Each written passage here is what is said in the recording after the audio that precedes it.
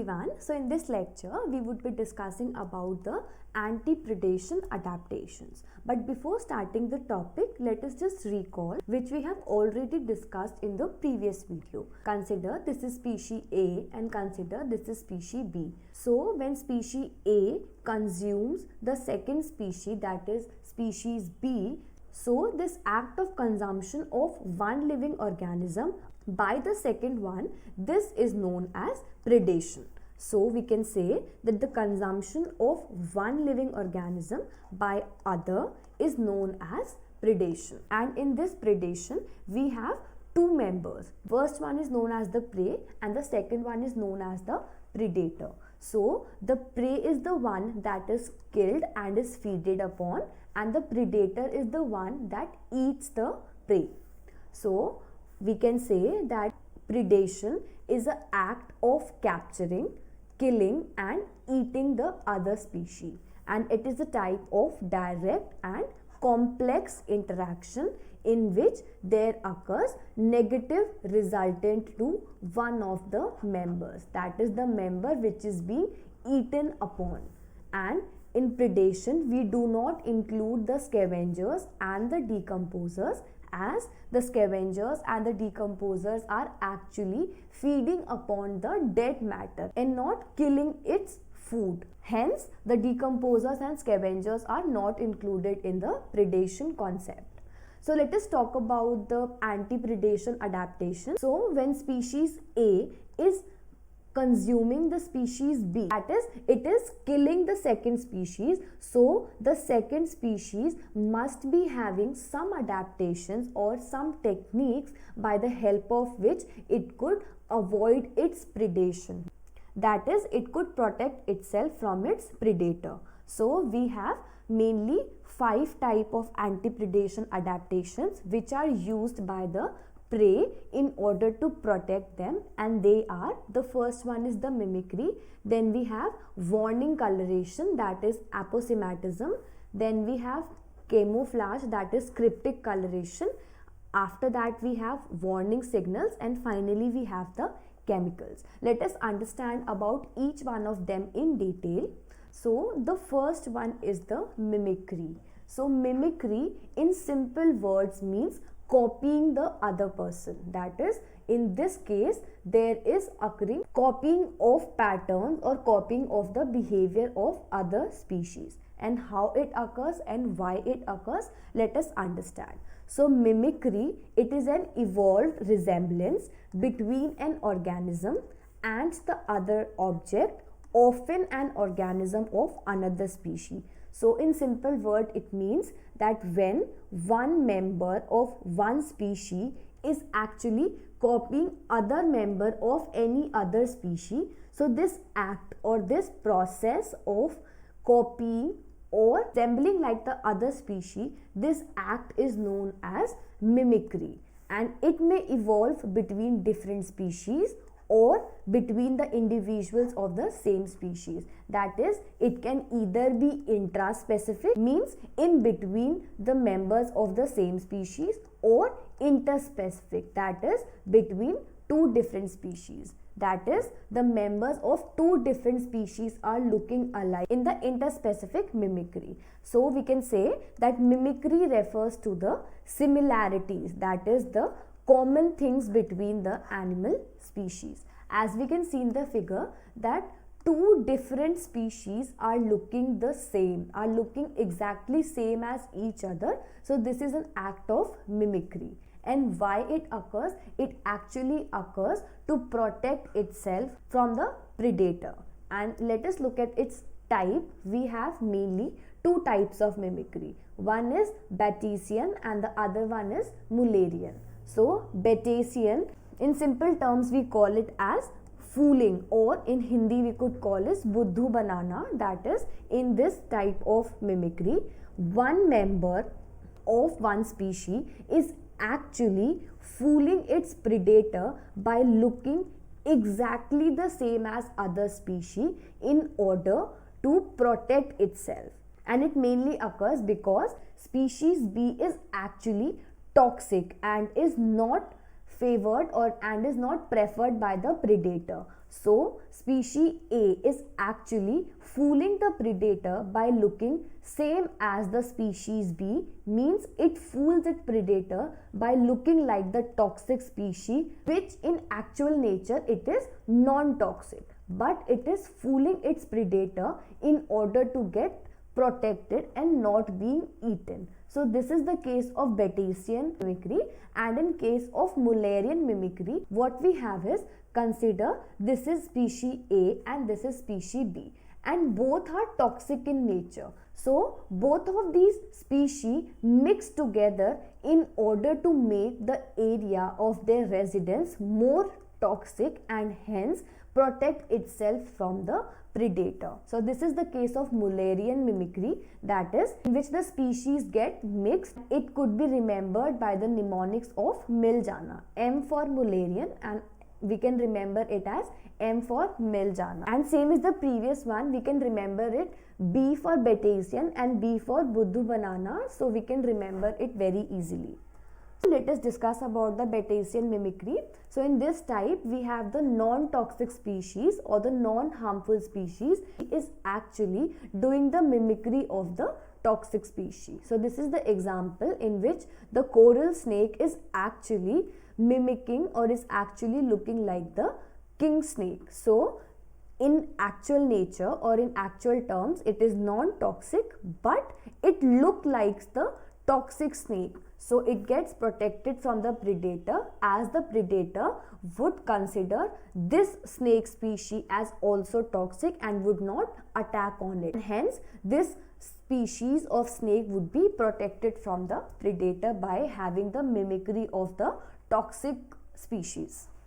The second type of mimicry is the Mullerian mimicry, in which what we have is that the two toxic species increase in number in order to make an area more harmful. That is, when two species which are toxic in individual terms also intermix together in order to increase the toxicity of the area and hence protect themselves from the predator's attack. And as a result of Mullerian mimicry, we have a mutual benefit, because both the species A and species B are getting the benefit of protection. Hence, we have mutual benefit of both the species participating in the Mullerian mimicry.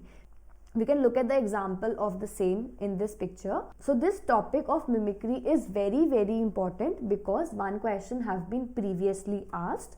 So let us discuss about the most important point in mimicry, that is, what leads to a successful mimicry. That is, even if species A is actually looking like species B, but what makes them actually have a successful mimicry, we would understand now. So there are three most important criteria for any mimicry to be successful. The first most important thing is model should be more than the mimic. Model is the species of which the mimicry is being done, and mimic is the one looking like the toxic or the beneficial species. So the model, that is the species which is getting mimicked, should be more in number. Why? Because consider we have the predator in town. So we have both species A and species B looking alike. So if in case we have 50 to 60 members of species A and only 10 members of species B, so there are high chances that the predator would have the species A on attack, and the predator would understand that it is not harmful in nature and hence they would not get protected. But in the second scenario, if we have 10 members of the species A and 60 members of species B, then in this case there are high chances that the predator would choose the second species, and because it has chosen the second species and it is actually toxic in nature, it would cause harm to the predator. then the predator would learn that the members looking like the species B are actually harmful, and hence the predator would not attack the remaining non-toxic 10 members of species A also, and hence they would get protected from the predator. So it is important that the model which the mimic is actually copying is higher in number in order to have a successful mimicry. The second most important requirement for the mimicry is that predator's learning. That is, the predator should have the learning that a particular pattern of species are actually harmful, which would be the actual result of the previous point. That is, if the predator in the initial attack have the species B being feeded upon, so the predator would learn that the members looking as the members of species B are actually toxic. When in future the predator would encounter any member of species A which is actually looking like species B itself, it would not attack it, and hence the species A non-toxic members would get protected. So it is important that the predator should have the learning of the toxicity pattern.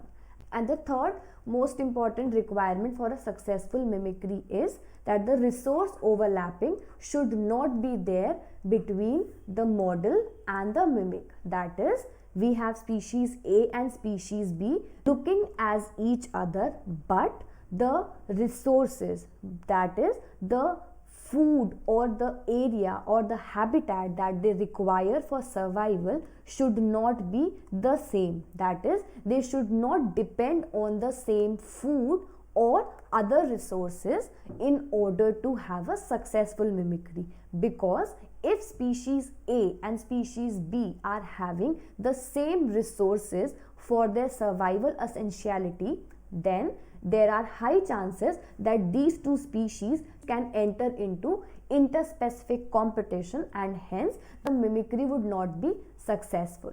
So these are the three most important points or the most important requirements for the mimicry to be successful. One question based on the same 3 points have been asked. So let us just discuss this question. So in this question we have a table given. So we need to find out that which among the above sets of conditions are best suited for a mimicry to be successful. So as we have just studied the conditions for the successful mimicry, we can easily find out that for abundance, that is, the model should be more than the mimic in the first place. And then we have the predator's learning. So yes, the predator should learn about the toxicity pattern. There should not be any resource overlapping between the model and the mimic, and hence B is the correct option. So we have the condition second as the correct answer. So I hope this question is clear to you. So let's move forward and understand about the next anti-predation adaptation, and that is camouflage. So camouflage is also known as cryptic coloration. So it refers to an animal species resembling an inanimate object. What is an inanimate object? So the non-living thing, the non-living background of the organism. And the advantage of camouflage is that it makes the prey difficult of spot by the predator. That is, the predator cannot spot or cannot identify where its prey is actually located. So as we can see in the figure, in the first go we cannot understand or we cannot make out that where is the organism actually present, but if we look closely we'll understand that it is the organism and it have actually camouflaged it according to the background or according to the inanimate objects of its surrounding. And same is the case with this organism also. We can see that this organism is actually looking alike like the plant it is staked upon. So it is difficult for the predator to actually spot these camouflaged organisms. So the next important adaptation is warning coloration. So what is warning coloration? In the camouflage we have actually the blending of the organism into the background, but In warning coloration, what the organism does is that it actually pops out in the background, that is it have very bright colors, so that bright color is actually a warning sign or a warning coloration for the predators.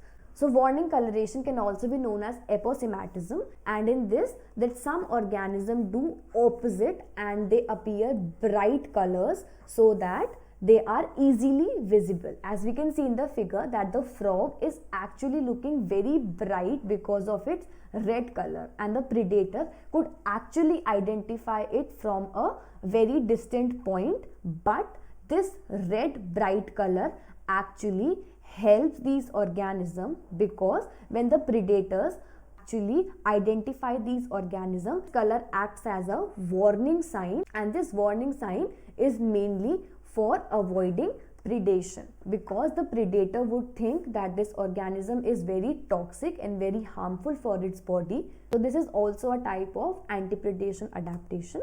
So if you like this video, please do like, share it with your friends, and please subscribe to my channel, and I'll be coming up very soon with the next video as well. So thank you so much for watching.